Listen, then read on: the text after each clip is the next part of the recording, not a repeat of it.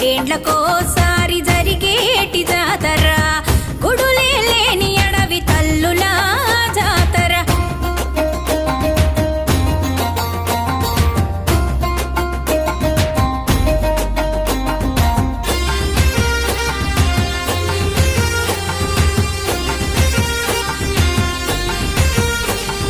కరువుతో మేడారం తల్లడిల్లగా సమ్మక్క సారక్క దిగులు చెందిర్రి